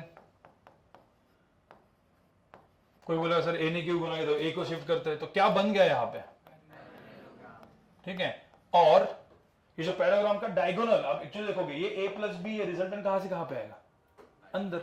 तो जो डायगोनल है पैराग्राम का वो क्या देगा मुझे, रिजल्टेंट। समझ में आ रहा है। अब कोई बोलेगा सर क्या दोनों ट्रायंगल्स बनाने की जरूरत है, नहीं। हम जब IIT JEE नीट में क्वेश्चन सॉल्व करेंगे तो कोई भी एक ट्रायंगल बना के रिजल्टेंट ड्रॉ करके काम खत्म कर देंगे। मतलब रिजल्टेंट को ड्रॉ करने के लिए जरूरत किसकी पड़ेगी, हमेशा अपने को ट्रायंगल की। एक्चुअली देखा जाए तो ट्रायंगल से पैराग्राम बनता है, तो दोनों चीजें क्या है, सेम। बट पैराग्राम पढ़ते क्यों है, क्योंकि जो फिजिक्स में डायरेक्ट फोर्सेस या इलेक्ट्रिक फील्ड या मैग्नेटिक फील्ड जो वेक्टर्स आने वाले उनके सारे के सारे टेल क्या होने वाले, सेम होने वाले, जो कॉन्करेंट है। तो कॉन्करेंट डायग्राम ड्रॉ करना ही पड़ेगा आपको। समझ में आ रहा है। अब मैं और 2-3 एग्जांपल दूं तो आपको अच्छे से समझ में आएगा। तो मैंने एकदम सिंपल बोला, वेक्टर एडिशन 2 तरीके के होते हैं, 2 मेथड होते हैं। एक क्या, ट्रायंगल, जिसको हम क्या बोलते हैं, टेल हेड कॉन्फ़िगरेशन। दूसरा होता है पैराग्राम, कॉन्करेंट रिप्रेजेंटेशन। तो अब कॉन्करेंट मतलब टेल सेम, टेल हेड मतलब यहाँ पे ए वेक्टर बी वेक्टर दोनों को क्या करेगा, पैरेलली मूव करने का, A plus B, B plus A. But पहले का टेल से दूसरे के हेड में करने का रिजल्टेंट। कोई बोलेगा सर मैं इधर से इधर रिजल्टेंट ऐसे ड्रॉ करूँ तो नहीं। तो कभी भी रिजल्टेंट ड्रॉ करने का तरीका क्या है, हाँ, पहले का टेल और दूसरे का एरो उधर से इधर जाना चाहिए, ये मेरा रिजल्टेंट होता है। समझ में आ रहा है, ठीक है। तो इसको आप लोग लिख दो वेक्टर एडिशन करके। अभी आपको बेसिक समझ में आया वेक्टर्स का। अब इसके बाद थोड़ा सा और डायग्राम का कुछ होगा 8-10 मिनट, उसके बाद एक्चुअल मैथ स्टार्ट हो जाएगा। ओके, सो गाइज अभी यहां पे देखो, आगे बढ़े। अभी आप लोग को देखो, दो चीजें यहां पे, दो डायग्राम्स है। सब लोग सुनो, जब मैं ट्रायंगल लॉ बोलता हूं तो 2 डायग्राम ड्रॉ करने, कौन सी, ए प्लस बी आर वेक्टर और फिर बी प्लस ए आर। ये 2 ट्रायंगल की होगी। पैराग्राम बोला तो एक ही है, ए और बी को ऐसा कनेक्ट करके रिजल्टेंट ड्रॉ कर देने का डायगोनल में, ठीक है। तो अभी मैं 2 डायग्राम आपको बनाना, तो ड्राइंग का क्लास है अभी, ठीक है। तो 2 डायग्राम बनाएंगे फटाफट, क्विक 2 डायग्राम बना के दिखाओ मुझे, ठीक है। और सही तरीके से रिजल्टेंट वेक्टर भी, एरो भी सही होना चाहिए, ठीक है। पहला एग्जांपल 1, अब ऐसा पकड़ लो, मेरा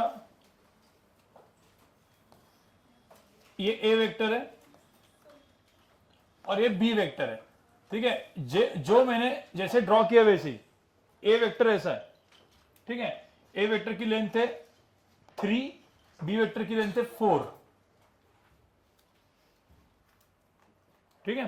तो इसमें draw what, both the loss, triangle law and, हाँ, तो ट्रायंगल लॉ भी ड्रॉ करना है आपको और पैराग्राम लॉ भी ड्रॉ करना है आपको, दोनों। और एग्जांपल 2,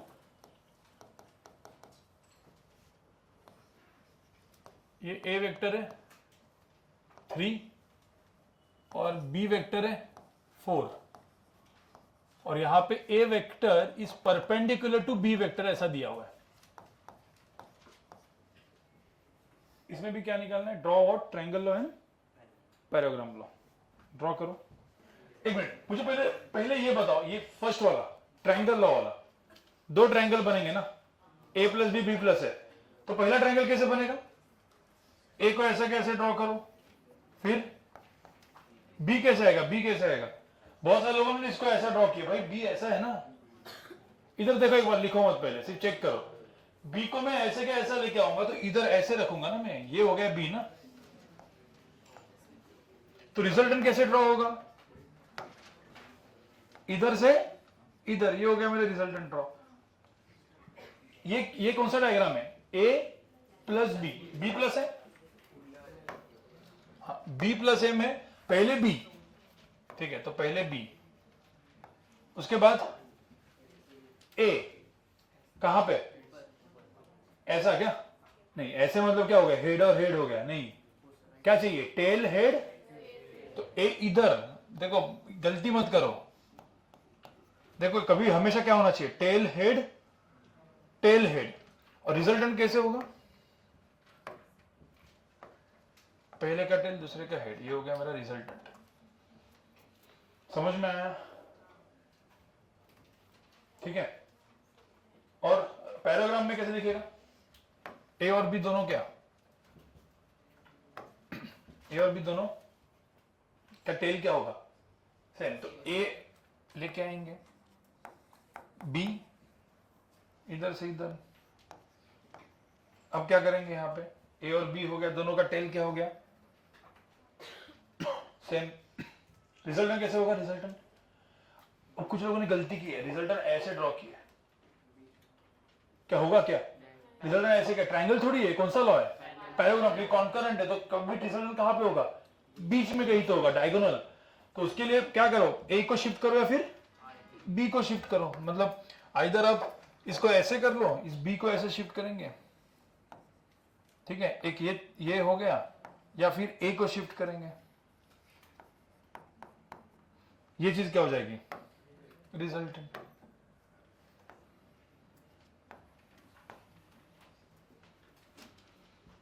अरे भाई समझ में आया? ठीक है, तो ये हो गया पैराग्राफ। अब देखोगे ये दोनों ट्रायंगल को एक साथ कर दिया तो ऐसा दिख जाएगा।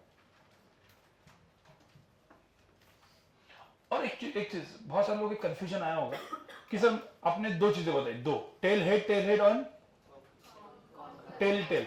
अब यहाँ पे टेल और टेल भी है, बट यहाँ पे हेड हेड हेड भी तो सब हो रहा है। इसको देखने का नहीं, किन दो को देखने का जिनको हम ऐड कर रहे हैं, जैसे ए एंड बी को ऐड कर रहे हैं, तो वेक्टर ए एंड बी का कॉन्फिगरेशन देखने का। ए और बी दोनों का टेल सेम है तो क्या करेंगे? कॉन्करेंट। टेल हेड, तो अब आप देखोगे ना यहाँ पे टेल हेड, बट यहाँ पे भी हेड और हेड ऐसा दिख रहा है कुछ नहीं, वो तो रिजल्टेंट है। रिजल्टेंट इज ऑलवेज फ्रॉम पहले का टेल से लास्ट वाले का हेड। समझ में आ रहा है? ठीक है, तो ये हो गया। एग्जाम्पल 2। हाँ बोल दे अभी के लिए, बाद में तो जब क्वेश्चन सॉल्व करेंगे तो इसमें एक ही चीज करके सॉल्व कर देंगे, बट कौन सा वो बताऊंगा मैं। इसको समझ में आया सबको? कंफर्म? अब ये इसमें क्या करेंगे? अगेन दोनों डायग्राम, ए वेक्टर प्लस बी वेक्टर,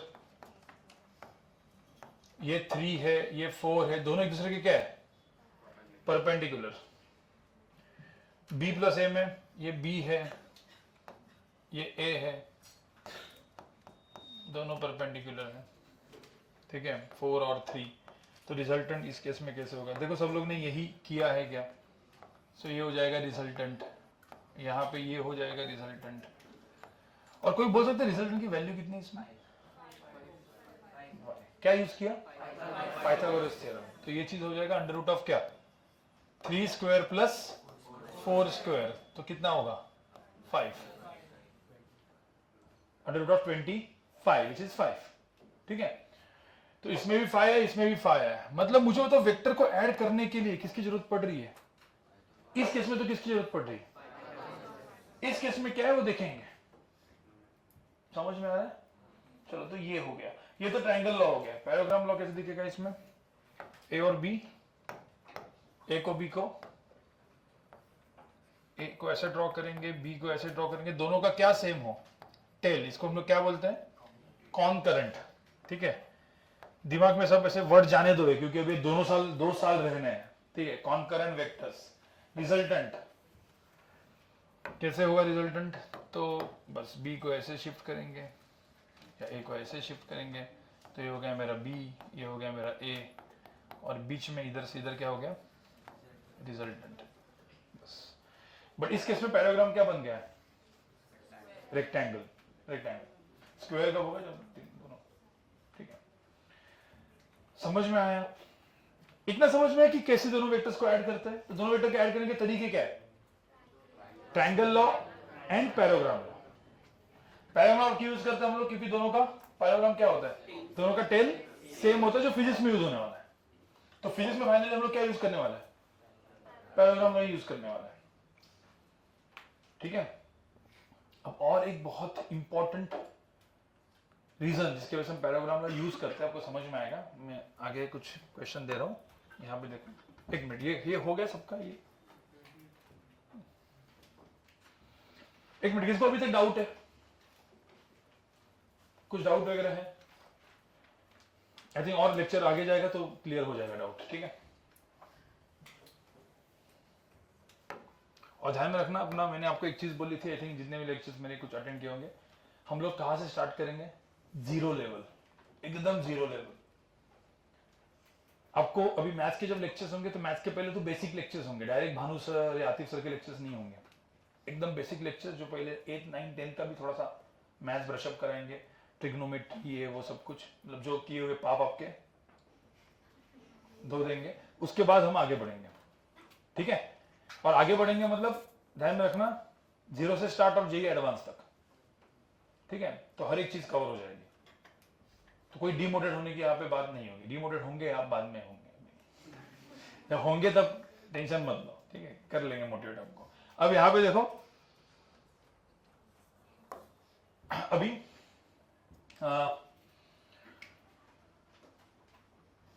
मैं आपको एक क्विक 2-3 चीजें बोलता हूं। You have to find angle between vector A and B. ठीक है, तो क्वेश्चन है find angle theta between A vector and B vector. अब जब मैं मतलब आपको पूरा का पूरा अच्छे से लिखना है, बिटवीन मतलब आपको पूरा स्पेलिंग लिखना है। ठीक है, ये तो मैं आलसी हूं थोड़ा सा। तो वेक्टर ए एंड बी के बीच का आपको एंगल निकालना है। मैं कुछ डायग्राम्स दे रहा हूं। ठीक है, आप पहले आप डायग्राम ड्रॉ करो मेरे साथ एक। ठीक है, एक डायग्राम ड्रॉ करो और फिर अपन देखेंगे। अब इन सब में मुझे एंगल फाइंड आउट करना है। Find the angle between vector A and B. आपको क्या लगता है? चलो पहले मुझे बताओ यहाँ पे थीटा। एक मिनट, मैं पहले 2 क्वेश्चंस का बताता हूं, फिर आपको बाद में करना है। पहले का एंगल कितना है? थीटा की वैल्यू कितनी होगी? 120 डिग्री जो दिख रहा है। तो यहाँ पे आपने 120 डिग्री लिखा, और यहाँ भी थीटा की वैल्यू कितनी होगी? कुछ पंगा नहीं किया आपने इसमें, और इसमें फर्क क्या है? ये कौन सा है? कॉनकरेंट। दोनों का टेल क्या है? सेम। और ये क्या है? Tail head, tail head. दोनों में एंगल सही लिखा आपने, तो कोई तो एक क्या होना चाहिए? गलत है ना? कौन सा गलत है? पहला वाला, दूसरा वाला? कौन सा गलत होगा? अब आप समझो, अब मैंने आपको पहले ही बोला था, थोड़ा सा लॉजिक लगाओगे। मैंने क्या बोला था कि कॉनकरेंट बहुत ही, क्यों पढ़ते हैं concurrent? Why do we study concurrent? क्योंकि फिजिक्स में काम आता है, और दूसरा कुछ ना कुछ तो काम होगा ही ना। तो ध्यान में रखना, टू फाइंड, मैं स्टेटमेंट बोल रहा हूं, ध्यान से सुनना। To find angle between two vectors, the vector should be concurrent. तो कौन सा सही है? So to find angle between two vectors, the vector should be concurrent. तो कौन सा सही है? दूसरा वाला। तो पहला वाला क्या है? गलत। तो इसका क्या होगा आंसर? तो इसका एंगल निकालने के लिए बी को क्या करना पड़ेगा भाई? शिफ्ट। मतलब बी को टेल हेड के डायग्राम में लिखा है, बट अपने को क्या ड्रॉ करना पड़ेगा? कॉनकरेंट ड्रॉ करना पड़ेगा। मतलब इसको इधर से शिफ्ट करेंगे पैरेलली। अब मुझे बताओ ये एंगल कितना होगा? कैसे? अरे 180 माइनस 120 बचपन में पढ़ा होगा, दोनों का सम कितना होता है?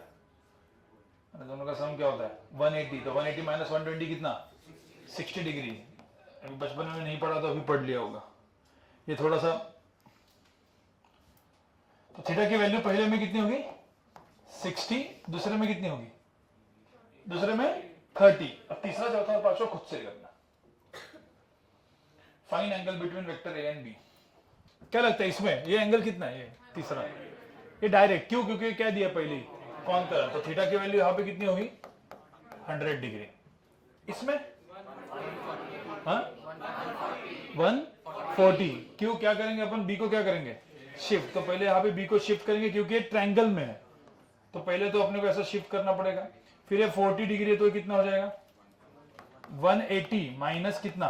40। इसमें कितना हुआ? 40 डिग्री। ठीक है। अब इसके बाद ये वाला क्या होगा? पक्का? यस, एक्चुअली हाँ, कितना? ऐसा पक्का बोलते तो चेंज हो जाता है आंसर। ठीक है, ये 20 डिग्री है। दो तीन तरीके, कोई बोलेगा सर ये बी है ना, तो बी को ऐसे शिफ्ट करके रखो, तो ये 20 है, तो ये भी कितना होगा? 20। देखो ना, या फिर ए को ऐसे शिफ्ट करो, बी को, अरे थोड़ा सा ऐसा, तो ये 20 है, तो ये भी कितना है? 20 है। तो दोनों इसका 20। बट ये एक्चुअली कभी ऐसा ड्रॉ करोगे क्या आप? ये कभी भी डायग्राम हेड और हेड दोनों ड्रॉ नहीं करेंगे, क्योंकि ये ना ट्रायंगल है ना पैराग्राम। ऐसा कभी हेड और हेड ड्रॉ नहीं करने वाला है। ठीक है, तो हेड और हेड कभी ड्रॉ भी किया होगा कहीं पे, तो आपको उसको कॉन्करेंट में कन्वर्ट कर देना है, मतलब वेक्टर्स को शिफ्ट करके। सबको समझ में आया? ध्यान में रखना, फिजिक्स में ए बी जो लिखा है ना, उसके जगह क्या आने वाला है? F1 F2, velocity V1 V2, A1 A2, बस जो अपने जो टॉर्क 1 टॉर्क 2 ये सब होने वाला है। ठीक है, और एक चीज समझ में आना, मतलब अभी एक आपको सिर्फ वो स्टेटमेंट लिखना है, वो to find angle between, statement लिख दे रखो, ऐसा बॉक्स में लिख के रखो, काम का है। To find angle between two vectors, to find angle between to find angle between two vectors, comma the vector should be concurrent। और ये एकदम 2 साल तक दिमाग में रहना चाहिए। ठीक है, मतलब इसका एप्लीकेशन।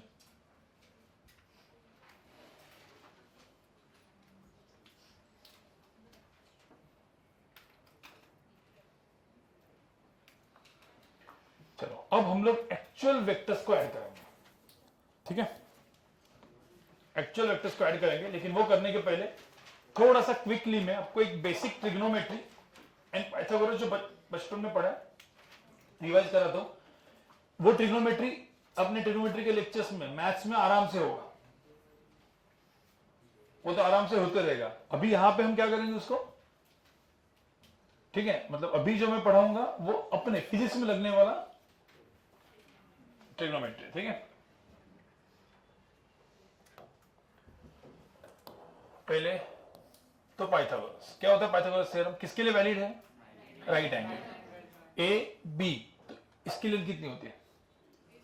ए स्क्वायर प्लस बी स्क्वायर का अंडर रूट, तो अंडर रूट ऑफ क्या? ए स्क्वायर प्लस बी स्क्वायर। ठीक है, फिर सेकंड, ये भी राइट एंगल ट्रायंगल है, इसको हम लोग क्या बोलते हैं? हाइपोटेन्यूस। ये सपोज एंगल थीटा है, तो इसको हम अपोजिट साइड, इसको हम एडजेसेंट साइड। आपको सबको पता है साइन थीटा क्या होता है? अपोजिट अपॉन क्या? हाइपोटेन्यूस। तो अपोजिट की वैल्यू एल इधर लेके जाएंगे तो एल इंटू क्या? साइन थीटा होगी। कॉस थीटा क्या होता है? Adjacent upon hypotenuse. तो एडजेसेंट क्या हो जाएगा? L into cos theta. अब आपको क्या करना है, एक चीज दिमाग में रखनी है, आगे के 2 साल फिजिक्स में, क्योंकि अपने को जेईई और नीट में क्या मैटर करता है? स्पीड, कितना फास्ट हम लोग कैलकुलेट करेंगे। तो अपने को यार ये हमेशा आपको कुछ ये दिया होगा, ये एंगल दिया होगा, तो ये निकालने के लिए sin 30 is equal to this upon this करके वो सब नहीं करो। अभी आपको याद क्या रखना है, ये L है, ये थीटा है, तो सीधा ये चीज याद रखने का L इंटू क्या, साइन थीटा आया था ना यहां से, और ये क्या याद रखेंगे, L इंटू कॉस थीटा। भाई याद रहेगा ना ये चीज, इसको याद रखना है सीधा L। बट ये किसके लिए वैलिड है, जब ये एंगल क्या होना चाहिए 90, राइट एंगल ट्रायंगल, ठीक है। अब इसको, अब कुछ वैल्यूज ये भी आपके मतलब दिमाग में, तो आपको पता ही होगी, टेबल वेल बनाते होगे लोग, पर अभी काम में आने वाला। तो साइन 0 इज इक्वल टू क्या, 0, साइन 30 1/2 मतलब हाफ, साइन 45 1/√2, साइन 60। आज देखो, आज एक्चुअली बहुत सारे लोग ना एब्सेंट है आजकल में, वो गए हुए गाँव वगैरह, तो जो भी आपके दोस्त वगैरह कुछ होंगे उनको ना वीडियो लेक्चर्स दे दो, ये जो भी 5-6 दिन गया है, 7 दिन गया है, ठीक है। वीडियो लेक्चर्स मतलब, क्योंकि मैंने आज डायरेक्ट पूरा पढ़ा रहा हूँ, तो ये पोर्शन हो गया स्टार्ट, ठीक है। मतलब ऐसा होना चाहिए ना, पोर्शन स्टार्ट होगा तो भी तो मजा आएगा, ठीक है। तो साइन 60 √3/2, साइन 90 1, और साइन 0 ये 0 होता है, तो क्या कॉस, क्या कॉस 90 0, कॉस 45, यहां पे कॉस 30, और यहां पे कॉस 0। अब कुछ वैल्यूज आपको मैथ्स के सर पढ़ाएंगे, ये वैल्यूज भी इंपॉर्टेंट है, याद रहनी चाहिए। अभी के लिए अपने को काम में आने वाला है साइन ऑफ 120 कितना होता है, बताएंगे किसी को, √3/2। cos 120 कितना होगा, अब एक साइन 120 तो cos 120 कितना होगा 1/2, बट 1/2 नहीं होता, वो -1/2 होता है। क्यों माइनस वगैरह कौन पढ़ाएगा, मैथ्स, ठीक है। साइन 135 1/√2, एक्चुअली आप देखोगे ना तो साइन 120 वो 80 - 120 कर रहे हैं, सॉरी 180 - 120 कर रहे हैं, इधर भी 180 - 135 कितना होता है 45, तो साइन 45 कितना है 1/√2, और cos 135 कितना होगा फिर, हाँ -1/√2। अभी आप याद रख रहे हो, बट याद रखने की जरूरत नहीं है, जस्ट अपने को आएगा बाद में फिजिक्स में, अभी आगे के 3-4 लेक्चर्स में, तो इसलिए वैल्यूज देके रख रहे हो, फिर उसके बाद इसको याद रखने की जरूरत नहीं होगी, ये आप इससे डिराइव कर लोगे, ठीक है। साइन 150 कितना है हाफ, और cos 150 माइनस क्या, ये इधर सब माइनस होगा, एक लास्ट का साइन 180 0, और cos 180 -1, ठीक है। ये पूरा का पूरा आपको दिमाग में रखना है, और ये करने के बाद बस इसको यूज करके, बस ये दो ट्रायंगल है, मुझे पता है कि आपको भी फटाफट आएगा इसका, इसकी लेंथ 12 है, ये एंगल 60 डिग्री है, तो बोलो कि ये और ये लेंथ कितनी होगी, क्या यूज करने का, L sin theta L cos theta, इसकी लेंथ 10√2 है, एंगल 45 डिग्री है, तो ये और ये क्या होगा, ठीक है। तो अभी ऐसा लिखो यहाँ पे, बेसिक ट्रिग्नोमेट्री एंड पाइथागोरस, इतना लिखो। अब इसके बाद अपन वेक्टर्स को ऐड करेंगे मैथमेटिकली, ठीक है। ओके, यहाँ पे पहले मुझे बताओ, यहाँ पे ये 12 है, ठीक है, तो ये कितना है, ये कितना है 12, क्या 12 साइन 60, और ये 12 cos 60, 12 cos 60 कितना होता है, कितना 6, और ये 12 इंटू √3/2, तो √3/2 मतलब कितना हुआ है 6√3, बस उसको इतना ही रखने का, इसको 10 पॉइंट वगैरह मत करो, जेई नीट में पॉइंट्स वगैरह में नहीं, 6√3, अरे 6 10√2 है, तो ये कितना होगा 10√2 क्या साइन 45, और ये 10√2 cos 45, तो 10√2 साइन 45 कितना हुआ 10√2 इंटू क्या 1/√2, तो कितना हुआ 10, और ये भी कितना 10। आएगा ना चीज, डायरेक्ट करना है। L sine theta L cos theta, मैंने क्या बोला sine theta sine 60 equal to this upon this करने की जरूरत अभी नहीं है, डायरेक्टली आप याद रखो ये चीज, ठीक है। आगे करें, चलो अभी हम जाएंगे वेक्टर एडिशन में। अभी जो भी हमने पढ़ा है क्या, ट्रिग्नोमेट्री एंड पाइथागोरस, दोनों किसके लिए वैलिड है, फॉर राइट एंगल ट्रायंगल, उसको यूज करके अभी क्वेश्चंस करते हैं, ठीक है। तो सबसे मैं आपको सबसे पहला क्वेश्चन देता हूं, काइंड ऑफ, अब ये इजी वाला है, अब ये करोगे पहले, ठीक है। अब ऐसा बोल देंगे कि वेलोसिटी v वेक्टर है, इसको v1 वेक्टर बोलता हूं मैं। अब एक v1 वेक्टर है जिसकी वैल्यू है 4 मीटर पर सेकंड, बराबर ना। एक v2 वेक्टर है जो है 5 मीटर पर सेकंड, और दोनों के अंदर का एंगल कितना है 90। तो बोला है find resultant velocity, find resultant velocity, कुछ ऐसा लिखेंगे, कम मैग्नीट्यूड कितना होगा। ओके, सब लोग यहां पे देखो, क्या करोगे आप, देखो वेलोसिटीज, ये कौन सा डायग्राम है, कौन करंट, बट आपको पता है रिजल्टेंट निकालने के लिए क्या लगता है, ट्रायंगल लॉ ना, टेल हेड, मतलब ट्रायंगल तो बनाना पड़ेगा। तो अपन वीआर को क्या करेंगे, इधर v2 को इधर शिफ्ट करेंगे या फिर v1 को, एक कुछ भी करो, किसको शिफ्ट करेंगे, लेट्स से v2 को। तो मैंने v2 को शिफ्ट किया, ठीक है, क्या हुआ है, टेल हेड, टेल हेड मतलब किसकी जरूरत पड़ी अपने को, ट्रायंगल की जरूरत पड़ी। फिर रिजल्टेंट ड्रॉ किया, जैसे मैंने रिजल्टेंट को यहां पे ड्रॉ किया, ये हो गया मेरा रिजल्टेंट वेलोसिटी, राइट।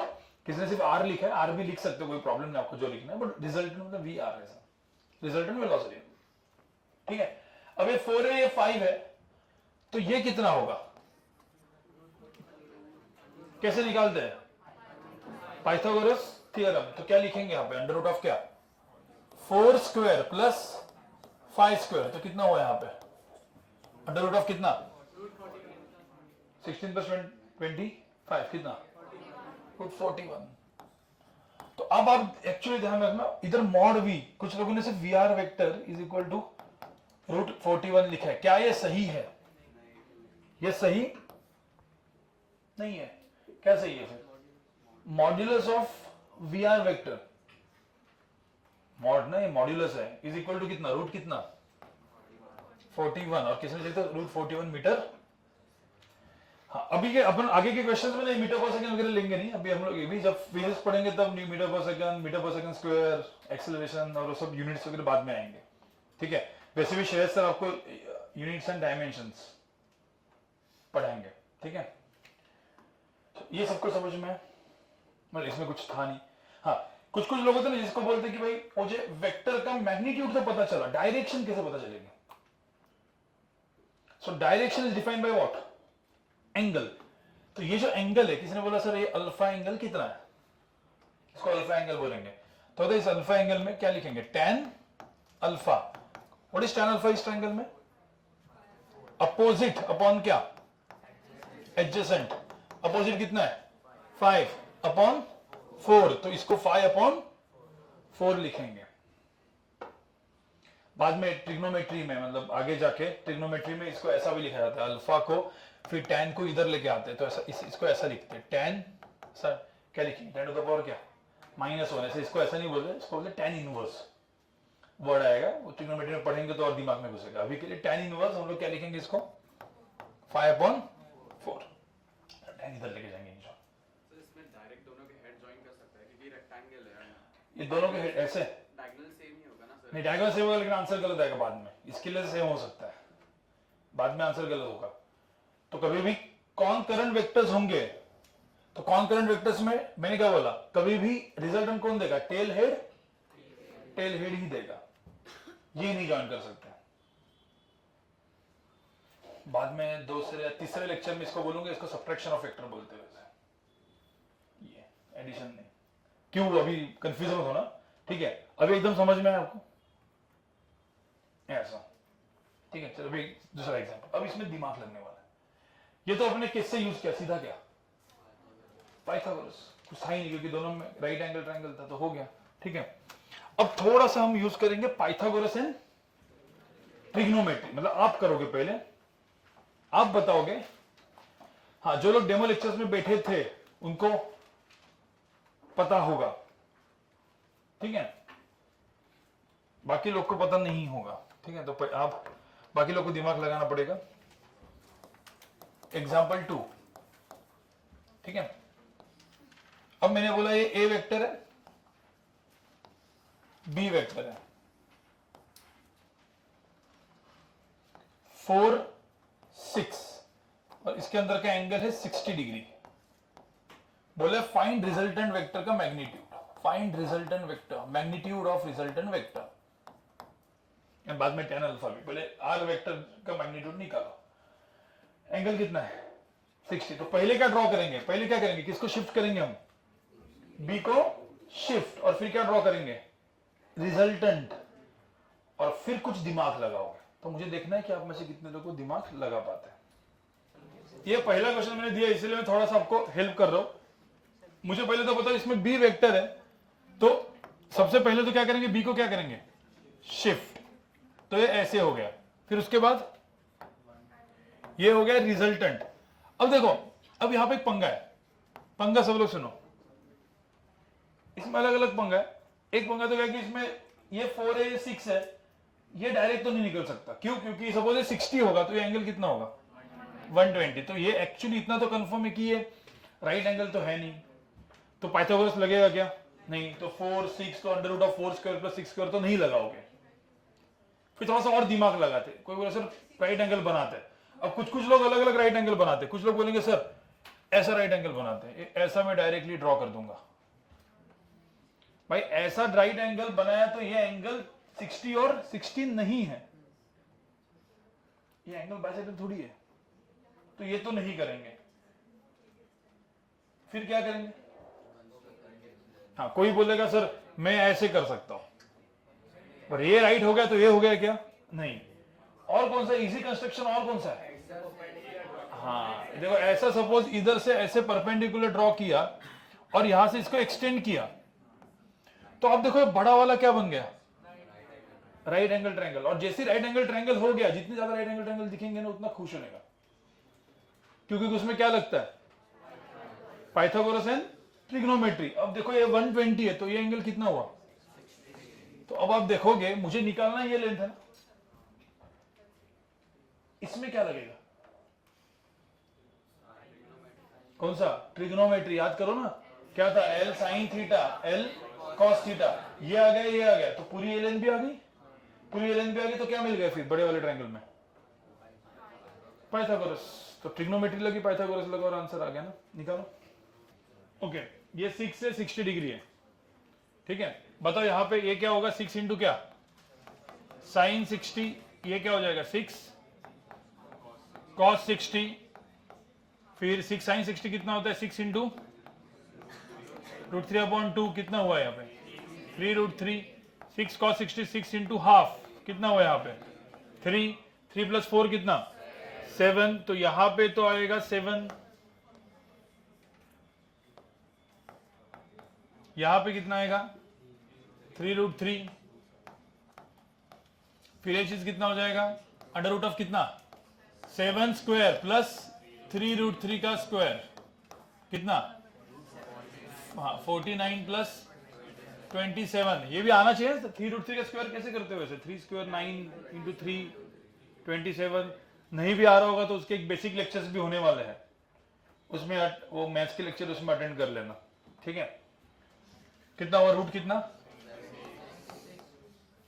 और किसी ने बोला सर tan अल्फा कितना इसमें, सपोज अल्फा, क्योंकि एक वेक्टर के पास एक मैग्नीट्यूड होता है और एक डायरेक्शन भी होता है, डायरेक्शन कितना होगा tan अल्फा इसमें, tan अल्फा बड़े वाले ट्रायंगल में बताओ ना कितना होगा, बड़े वाले ट्रायंगल में tan अल्फा क्या अपोजिट अपॉन एडजेसेंट, तो 3√3 अपॉन क्या 7। सबको समझ में आया, अब ये समझ में आया क्विकली एक थर्ड क्वेश्चन दे रहा हूं, ये आपको करना है। अब इसमें आपका मैथ्स काम में आएगा कितना फास्ट, क्योंकि आपको पता चल चुका है कैसे करना है। अभी फास्ट इसका आंसर निकालोगे, ठीक है।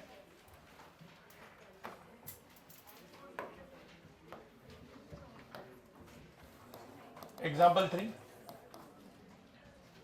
अब ऐसा पकड़ लो, ये ए वेक्टर है, बी वेक्टर है, एंगल 45 डिग्री दिया हुआ है, ये 3 है और ये 7√2 है।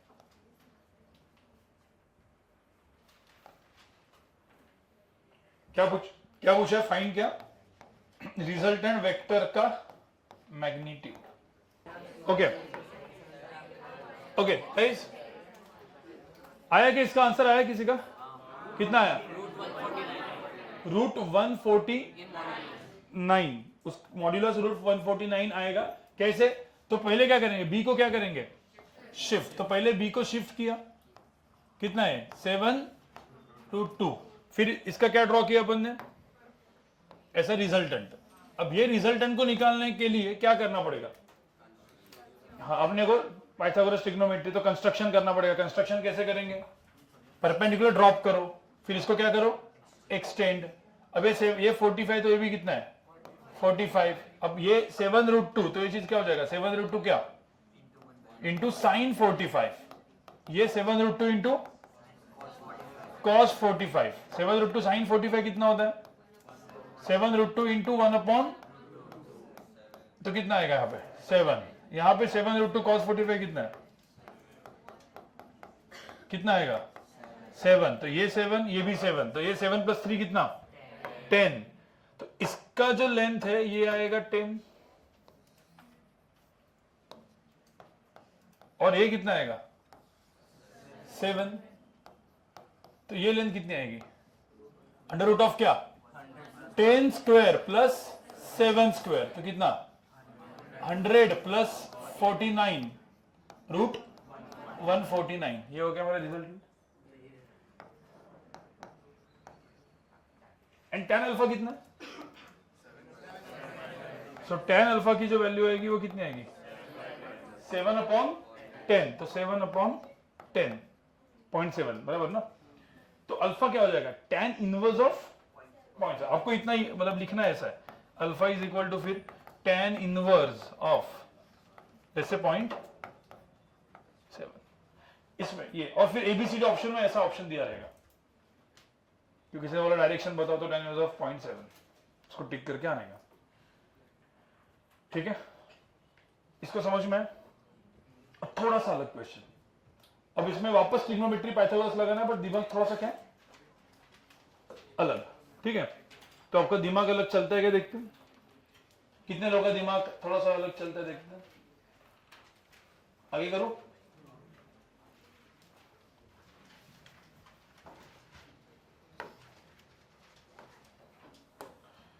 एग्जाम्पल कितना है? कौन सा? 4। ठीक है, पूरा प्रॉपर लेक्चर ही ले लिया मैंने। लेक्चर मतलब क्या हो गया? अभी अपना जेई नीट स्टार्ट हो गया। ठीक है, अभी ठीक है, एग्जाम हो गई आपकी, बट अभी आगे के 2 से 3 महीना, कोई बोलेंगे कि 2 से 3 महीना सर अभी तो जीना तो जिंदगी, बट मैं आपको 3 महीने जो अच्छे से प्रिपेयर करेगा ना, वो आगे अच्छा जाएगा उसका, क्योंकि बर्डन नहीं आएगा आपको। क्योंकि आपका जितने भी वीकनेस, देखो यहाँ पे हर कोई अलग अलग लेवल पे, किसी का मैथ्स बहुत अच्छा है, किसी का मैथ्स बहुत बुरा होगा, कोई मिडल में होगा। तो आपको उसके ऊपर जो भी आपके वीकनेस है उसके ऊपर अभी आपको काम करना है। समझ रहे? अब एग्जांपल 4,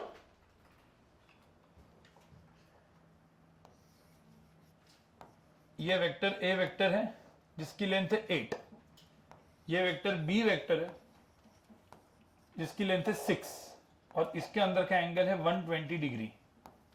देखो अभी कौन सा एंगल है? ऑब्ट्यूज एंगल है। पहले ए और बी के अंदर एक्यूट एंगल था। अब मुझे बताओ रिजल्टेंट वेक्टर का लेंथ कितना होगा, मतलब find the magnitude of resultant vector. सबसे पहले क्या करोगे वो पहले बताओ। बी को क्या करेंगे? शिफ्ट, और फिर रिजल्टेंट को ड्रॉ करेंगे। तो पहले रिजल्टेंट को ड्रॉ करो और उसके बाद फिर आगे कुछ जुगाड़ लगाओ और कंस्ट्रक्शन करो। हाँ, you have to find resultant vector magnitude. Find resultant vector का मैग्नीट्यूड। मैं इसे स्टार्ट करके देता हूं, मुझे बताओ पहले, सबसे पहले इसमें क्या करोगे, किसको शिफ्ट करेंगे, बी को शिफ्ट करेंगे, तो बी का लेंथ कितना है 6, फिर किसको ड्रॉ करेंगे, रिजल्टेंट को ड्रॉ करेंगे। अब मुझे एक सिंपल सी बात बताओ, ये 120 है तो ये एंगल कितना है, ये एंगल कितना है 60 डिग्री। इसके बाद क्या ड्रॉ करेंगे, अब परपेंडिकुलर यहां से ड्रॉ हो गया, इतना ही कंस्ट्रक्शन करना है। उधर भी परपेंडिकुलर ड्रॉ किया था बट फिर क्या करना पड़ा, एक्सटेंड। कुछ लोगों ने ऐसा ट्रायंगल बनाया, ऐसा, ये सब कुछ बनाने की जरूरत नहीं, सीधा परपेंडिकुलर ड्रॉप करके देखो, दो ट्रायंगल दिखे ना, एक में क्या लगाना है, ट्रिग्नोमेट्री में पाइथागोरस, तो देखने का कि भाई कहां पे ट्रिग्नोमेट्री लग सकती है, कहां पे लग सकती है ट्रिग्नोमेट्री। ये वाला ना देखो ना, ये 6 है और ये ट्रायंगल जो है, ये ट्रायंगल में ये 6 है तो ये कितना हो जाएगा 6 इंटू cos 60 और ये 6 इंटू साइन 60, कितना होता है 6 साइन 60, 6 इंटू √3/2 तो कितना 3√3 और ये 6 cos 60 कितना 6 इंटू हाफ 3। अरे भाई समझ में आ रहा है कि नहीं। अब टोटल 8 लेंथ में 3 लेंथ गया तो कितना बचा 5, तो यहां का ये जो लेंथ है वो कितना है 5, ये लेंथ कितना मिला 3√3, तो ये लेंथ क्या होगा अंडर रूट ऑफ कितना 5 स्क्वायर प्लस 3√3 का स्क्वायर कितना हुआ 25 प्लस 27 कितना रूट कितना 52। सबको समझ में आया। और tan अल्फा चाहिए तो कितना होगा, tan अल्फा कितना हो गया 3√3 अपॉन क्या 5। सबको समझ में आया। अब मैं आपको कुछ होमवर्क क्वेश्चन देता हूं, थोड़ा सा होमवर्क। तो देखो अभी तक वर्कशीट्स वगैरह यहाँ पे, अभी तक मॉड्यूल्स एंड वर्कशीट्स आपको दिए नहीं, तो पहले चैप्टर हम लोग वर्कशीट्स देंगे, नेक्स्ट लेक्चर के बाद वर्कशीट्स देना चालू करेंगे। तो ये वीक आपको थोड़ा सा चिल मारेंगे हम लोग, नेक्स्ट वीक से वर्कशीट्स। वर्कशीट्स का मतलब होता है कि भाई वहां से आपको पूरा level 1, level 2, Maharashtra CT level, NEET level, JEE Main level, JEE advance level, अलग अलग क्वेश्चंस के वो होंगे, ठीक है। फिर उसमें दिमाग लगेगा, फिर जाके थोड़ा सा प्रैक्टिस करोगे। मैं अभी ये लेक्चर के बाद, अभी लेक्चर ऑलमोस्ट खत्म होने को है, मैं आपको लेक्चर का टेक बताऊंगा कि हम लोग ने क्या देखा और किस तरीके से आपको पढ़ना है, ठीक है। उसके पहले थोड़ा सा क्विक होमवर्क, ठीक है। सबसे पहला तो होमवर्क का क्वेश्चन ये है, ठीक है।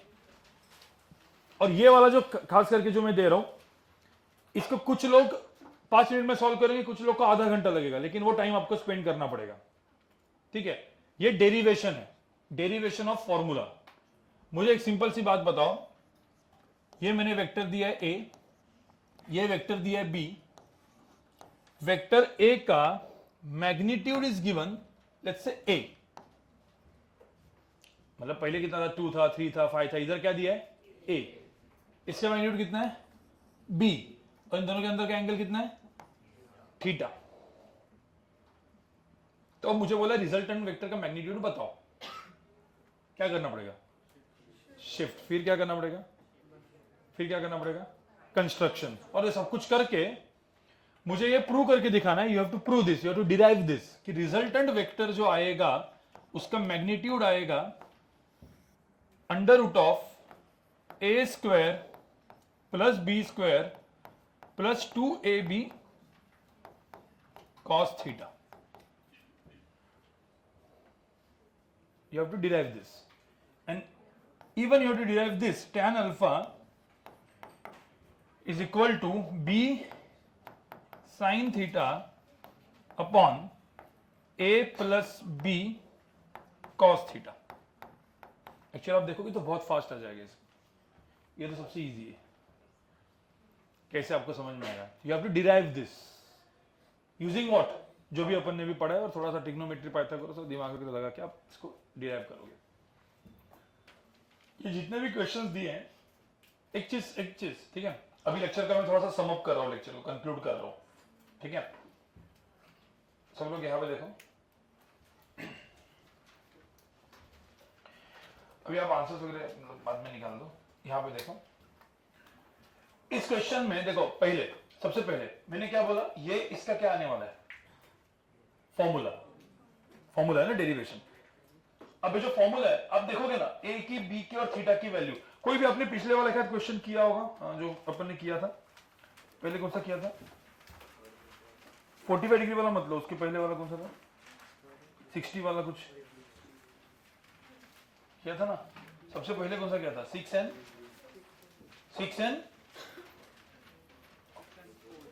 4 किया था। किसका क्या आंसर आया था उसका, 6n 4 का रूट। सब लोग सुनो, ए की वैल्यू क्या थी 6, बी की वैल्यू 4 नहीं 4 and 6। हाँ, तो मुझे तो इसको 4 है 6 है, तो यहाँ और थीटा की वैल्यू कितनी थी 60, तो 4 स्क्वायर कितना होता है, मैं जस्ट यहाँ पे एक बार जस्ट देखता हूँ, 4 स्क्वायर कितना होता है 16, 6 square 36 plus 2 into 4 into 6 into cos 60 कितना होता है 1/2, तो 1/2 ये गया, तो कितना आंसर आया 16 प्लस 36 प्लस 24, देखो कितना आता है बराबर, 24 प्लस 16 कितना होता है 40, 40 प्लस 36 76, तो आंसर कितना था रूट, वही था ना। तो मतलब ये फॉर्मूला आया, फॉर्मूला को यूज करके अपन क्वेश्चन को सॉल्व कर सकते हैं, बराबर। और इन सब चीजों में फिर ये फॉर्मूला क्या डायरेक्टली लग सकता है ना, याद करो ना, मतलब cos 135 की वैल्यू मैंने दी थी, cos 120 की वैल्यू मैंने दी थी, तो डायरेक्टली फॉर्मूला से भी सब क्वेश्चंस का आंसर आ सकता है। अब सुनो, कंक्लूड कर रहा हूं मैं, वापस में बता रहा हूं। अब सीधा फॉर्मूला से आंसर निकालना, इसको हम बोलते हैं सीईटी, महाराष्ट्र सीईटी, एंड कुछ हद तक नीट में 45 क्वेश्चन फिजिक्स में आते हैं, आउट ऑफ 40 क्वेश्चन 30 क्वेश्चन होते हैं फॉर्मूला बेस्ड होते हैं, और जो 15 क्वेश्चन होते हैं वो क्या होते हैं दिमाग। और जेई में भी आउट ऑफ 25 क्वेश्चन 10 क्वेश्चन होंगे फॉर्मूला बेस्ड, बाकी 15 क्वेश्चन क्या होंगे दिमाग। एंड जेई एडवांस पूरा दिमाग, उसमें कोई फॉर्मूला है ही नहीं। अब मैं आपको बता रहा हूं लोग सफर क्यों करता है, ठीक है। मैं आपको बोला 15 लाख लोग जेई देते हैं, मैंने बोला ना 15 लाख में से 7 लाख तो अच्छे से पढ़ते होंगे ना, अच्छे इंस्टीट्यूट्स में जाते होंगे। इंस्टीट्यूट्स मतलब क्या, आकाश, एलेन, पेस, रेजोनेंस, फिटजी, ये वो सब कुछ, ठीक है, जितने भी एक्सवाइजेड जितनी ब्रांडेड इंस्टीट्यूट्स और प्लस और कोई इंस्टीट्यूट। मैं सीईटी प्लेयर्स की बात नहीं कर रहा हूं, जो महाराष्ट्र बोर्ड सीईटी पढ़ाते हैं, वैसे भी कोचिंग क्लासेस बहुत है, जैसे अपनी बिल्डिंग में बहुत सारे हैं, बाहर भी, तो सीईटी की कोचिंग क्लासेस नहीं, जैसे ग्लोबल, कैश वगैरह सब, वो सब नहीं। हम अभी किसकी बात कर रहे हैं, जेई की क्लास, जेई एंड नीट की क्लास। तो वो तो अच्छी ही है, अच्छा पढ़ाते हैं, फिर प्रॉब्लम कहां पे होता है, वहां पे भी आईआईटीएंस पढ़ा रहे हैं, वहां पे भी एनआईटीएंस, वहां पे भी डॉक्टर्स पढ़ा रहे हैं। फर्क कहां पे आता है, फर्क आता है कैसे सिखाते हो, आपके अंडरस्टैंडिंग में आप कैसा करते हो। अब मैंने देखो 2 टाइप के प्रोफेसर होंगे, एक प्रोफेसर सीधा आएगा, मेरे को वेक्टर, स्केलर वेक्टर पढ़ाना है, और एक कोटा में होता है, कोटा फैक्ट्री सबको देखना है। मैं हमेशा बोलता हूं, मतलब अभी आपने स्टार्ट करो तो कोटा फैक्ट्री करके एक सीरीज है, पता है कि नहीं, वेब सीरीज, देख लेने का एक बार, बस वो नहीं करना है, ठीक है। एक चीज समझो, प्रोफेसर आएगा सीधा A vector B vector A B theta लिख के देगा, और फिर वही प्रोफेसर इसका डेरिवेशन करके देगा, सर बी शिफ्ट करेगा, ये सब करेगा, डेरिवेशन करके, ये डेरिवेशन कौन करेगा, प्रोफेसर, और फाइनली फॉर्मूला आएगा, और फिर आप उसको बोलेंगे चलो कॉपी करो। तो आपने उस डेरिवेशन को सीधा का सीधा क्या करा, उतारा, दिमाग में रखा, रट लिया, और फिर क्वेश्चंस को सॉल्व किया। दिमाग किसका वाला, प्रोफेसर का, भाई तुम्हारा नहीं, तुम्हारा वैसा था वैसे ही रट लो दिमाग। तो सबसे पहले यहां पे इंपॉर्टेंट क्या है कि ये सारी चीजें खुद को करनी है, खुद को करनी है, मतलब मैंने इसलिए बोला कुछ लोग 5 मिनट में करेंगे, कुछ लोग को 10 मिनट लगे, कुछ लोग को 15 मिनट, कुछ लोग को आधा घंटा, लगे रहो इसके ऊपर। सबसे अच्छा क्वेश्चन इसमें कौन सा है, अब ये 5th क्वेश्चन का डायग्राम बनाते बनाते आपकी हालत खराब हो सकती है। मैं और भी 2-3 क्वेश्चन दूंगा, बट अभी नहीं, आज क्योंकि पहला लेक्चर है, ठीक है, जिसमें आप डायग्राम बनाते जानते थोड़ा सा, बट आपको दिमाग लगे खुद से सॉल्व करना है। तो इसमें आप जब दिमाग लगाओगे तो जो दिमाग बनेगा ना। बहुत सारे लोग क्या करते हैं यार, नहीं एक मतलब जेई में ना एक सब्जेक्ट के मेरे को 500 क्वेश्चन करने हैं, 500 क्वेश्चन करते रहते हैं, बट दिमाग नहीं बनाते। वो क्या सोल्यूशन देखते हैं फटाफट। अभी आपने बचपन में क्या किया है, कुछ भी नहीं आया होगा तो उसका क्या देखते हैं अपन, सोल्यूशन। ये सोल्यूशन यहां पे खुद निकालना है और उसके लिए टाइम जाएगा, और वो टाइम अभी आप उसको यूटिलाइज करोगे। कभी पूरे सब लोग आराम से सो रहे होंगे। भाई देखो कोटा में तो मुझे कभी कभी बहुत ऐसा वो आता है, कोटा में 4-4 लाख स्टूडेंट जाते हैं एक साल पढ़ने, पूरा राजस्थान, यूपी, बिहार, ये वो सब कोटा में पढ़ रहा है, और एक लेक्चर हॉल में 500-500 बच्चे होते हैं। जैसे अपने यहाँ पे एक बायोलॉजी का कोचिंग क्लास है, अपने यहाँ पे नहीं, इंटरनल महाराष्ट्र में IIB करके, उनके अगेन एक हम उनके क्लासरूम देख के आए थे। एक क्लासरूम में 500-600 बच्चे, इधर प्रोफेसर पढ़ा रहा है और पीछे वाले लोगों को दिखता नहीं, तो वहां पे स्क्रीन होता है, स्क्रीन पे देखते हैं। प्रोफेसर आते हैं, पढ़ाते, कितने लोगों को समझ में आता है, नहीं आता, कुछ नहीं, और वो बेचारे लोग 15-15 घंटा पढ़ते वहां पे, उसके बाद भी बेचारों का रिजल्ट नहीं आता। क्यों? ध्यान में रखना, ये चीजों को आप स्मार्टली पढ़ोगे ना। बहुत सारे लोगों ने सुना होगा यार जेई नीट बहुत डिफिकल्ट है, बहुत मेहनत करनी पड़ती है, 15 घंटा पढ़ना पड़ता है, 10 घंटा, प्रेशर बहुत है, स्ट्रेस बहुत है। भाई नहीं, आप सही तरीके से पढ़ोगे ना, सही तरीके से मतलब क्या, दिमाग बनाओगे अपना खुद का, तो सब कुछ इजी है।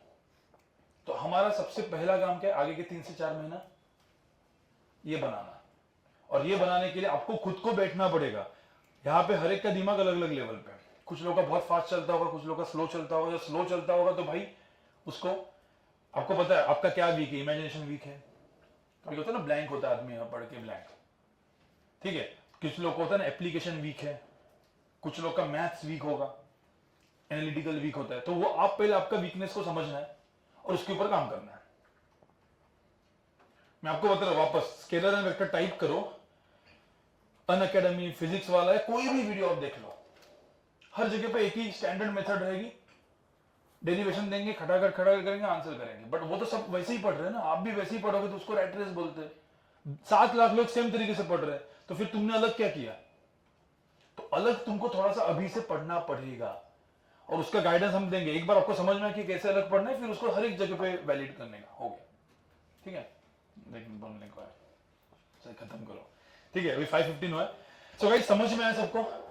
तो इन सबका जो आंसर है, मेरा मैं मोबाइल नंबर भी देख के रखता हूं, मतलब देखो ये मेरा, क्योंकि बहुत सारे टीचर्स आपको यहाँ पे पढ़ाने वाले, हमारा रोल ये है, मतलब खास करके मेरा रोल ये होगा, मेंटरशिप। देखो टीचर्स तो मेरे साथ भी होंगे, बहुत टीचिंग का कोई प्रॉब्लम नहीं होगा, यहाँ पे सब इजी करके पढ़ाया जाएगा।